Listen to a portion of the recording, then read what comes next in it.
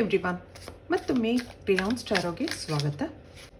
ಇವತ್ತಿನ ರೀಡಿಂಗ್ನಲ್ಲಿ ನೀವು ಇಷ್ಟಪಡ್ತಾ ಇರುವ ವ್ಯಕ್ತಿಯ ಮನಸ್ಸಲ್ಲಿ ಯಾರಿರಬಹುದು ಹಾಗೆ ಕೇಳೋಣ. ಇದೊಂದು ಕ್ಯಾಂಡಲ್ ವ್ಯಾಕ್ಸ್ ರೀಡಿಂಗ್ ಆಗಿರುತ್ತೆ, ಹಾಗೆ ಕಲೆಕ್ಟಿವ್ ಎನರ್ಜಿನಲ್ಲಿರುತ್ತೆ. ಯಾರ್ಯಾರು ನನಗೆ ಸಬ್ಸ್ಕ್ರೈಬ್ ಮಾಡ್ತಾ ಇದ್ದೀರಾ, ಕಮೆಂಟ್ಸ್ ಮಾಡ್ತಾ ಇದ್ದೀರಾ, lot of thanks to you. ಇದೊಂದು ಜನರಲ್ ರೀಡಿಂಗ್ ಆಗಿರೋದ್ರಿಂದ ನಿಮ್ಮ ಲೈಫಲ್ಲಿ ಹೆಚ್ಚಿನ ಕ್ಲಾರಿಟಿ ಬೇಕಿದ್ರೆ ನೀವು ಪರ್ಸ್ನಲ್ ರೀಡಿಂಗ್ ತಗೋಬಹುದು. ಹಾಗೆ ನನ್ನ ಹಳೆ ವಿಡಿಯೋಗಳನ್ನ ಸಹ ನೋಡಬಹುದು. ಇದು ಟೈಮ್ಲೆಸ್ ಆಗಿರೋದ್ರಿಂದ ನೀವು ಯಾವಾಗ ನೋಡಿದ್ರೂ ಅನ್ವಯಿಸುತ್ತೆ.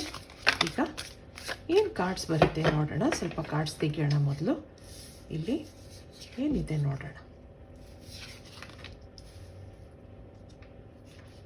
ನಂಬರ್ 3 ಇದು ನಿಮ್ಮ ಎನರ್ಜಿ ಆಗಿರುತ್ತೆ.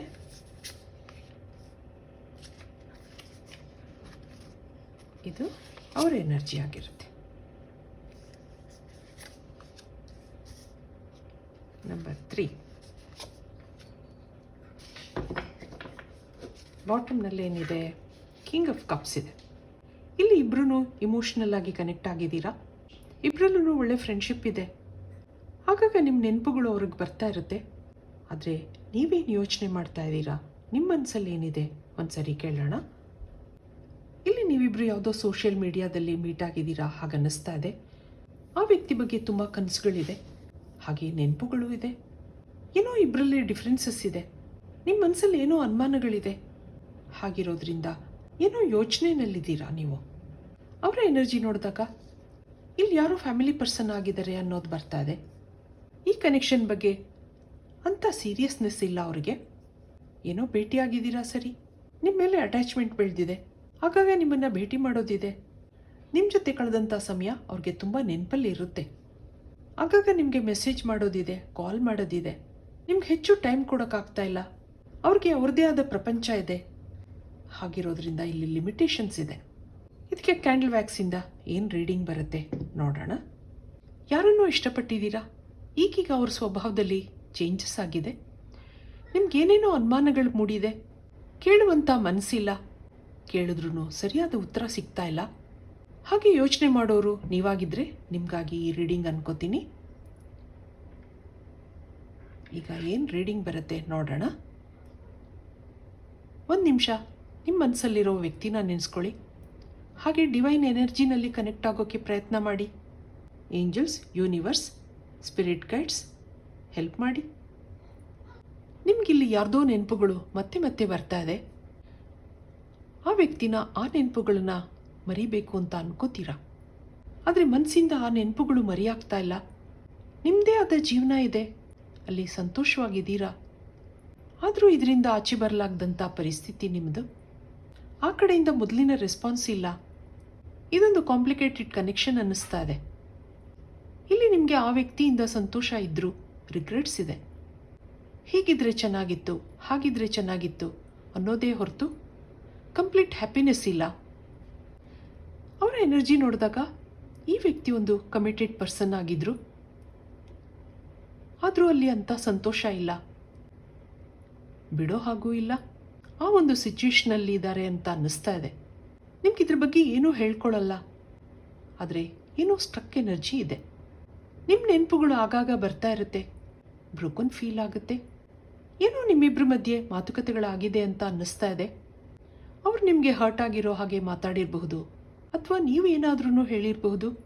ಅದ್ರ ಬಗ್ಗೆ ಅವ್ರು ಏನೋ ಯೋಚಿಸ್ತಾ ಇರೋ ಹಾಗಿದೆ. ಈ ಕನೆಕ್ಷನ್ ಬಗ್ಗೆ ಅಂಥ ಸೀರಿಯಸ್ನೆಸ್ ಇಲ್ಲ ಅವರಲ್ಲಿ. ಇಬ್ರಿಗೂ ಅವ್ರದ್ದೇ ಆದ ಪ್ರಪಂಚ ಇದ್ದರು. ಈ ವ್ಯಕ್ತಿ ನಿಮ್ಮ ಬಗ್ಗೆ ತಲೆ ಕೆಡಿಸ್ಕೊಂಡಿರೋ ಹಾಗಿದೆ. ನಿಮ್ಮನ್ನು ಮಿಸ್ ಮಾಡ್ಕೋತಾ ಇದ್ದೀನಿ ಅಂತ ಅನ್ನಿಸ್ತಾ ಇದೆ. ರೆಸ್ಟ್ಲೆಸ್ ಫೀಲ್ ಆಗ್ತಾ ಇದೆ. ಆದರೆ ಏನೂ ಮಾಡೋಕ್ಕಾಗ್ತಾ ಇಲ್ಲ. ಈ ವ್ಯಕ್ತಿ ಈ ಕನೆಕ್ಷನ್ನ ಗಿವ್ ಅಪ್ ಮಾಡಿದ್ದಾರೆ. ಕೆಲವು ಸರಿ ನಾವು ಬೇಡ ಅಂದ್ಕೊಂಡ್ರು. ಕೆಲವು ವ್ಯಕ್ತಿಗಳ ನೆನಪುಗಳನ್ನ ನಮ್ಮ ಥಾಟ್ ಪ್ರೊಸೆಸ್ನಿಂದ ತೆಗೆಯೋದು ಕಷ್ಟ ಆಗುತ್ತೆ. ಇಲ್ಲಿ ಇವ್ರಿಗೂ ಹೀಗೆ ಅನ್ನಿಸ್ತಾ ಇದೆ.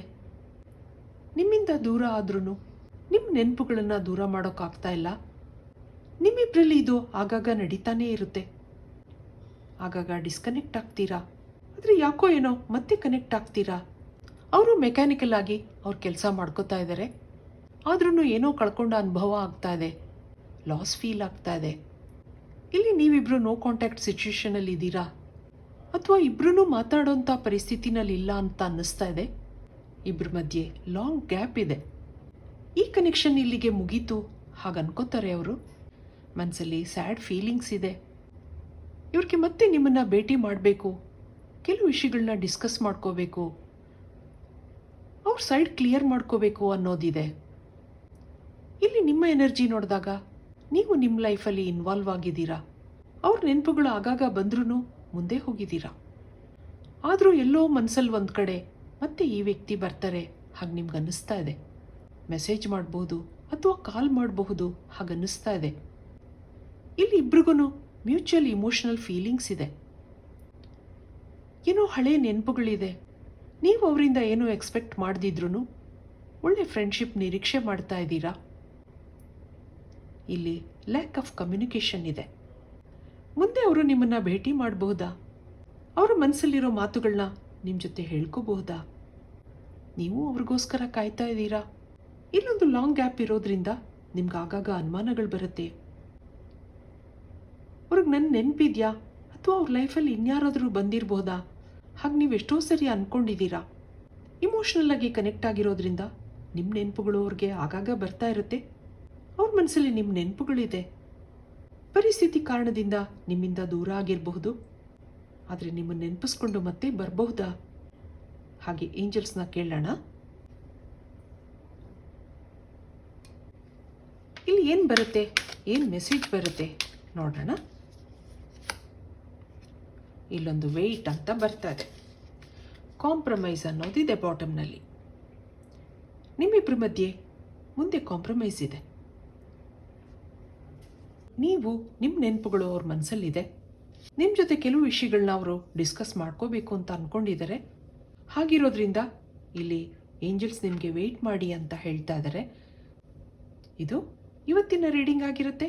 ಮತ್ತೆ ಇಂಥದ್ದೇ ರೀಡಿಂಗ್ ಕೇಳಬೇಕು ಅನಿಸಿದ್ರೆ ನನ್ನ ವಿಡಿಯೋಸ್ನ ಲೈಕ್ ಮಾಡಿ, ಶೇರ್ ಮಾಡಿ, ಸಬ್ಸ್ಕ್ರೈಬ್ ಮಾಡಿ.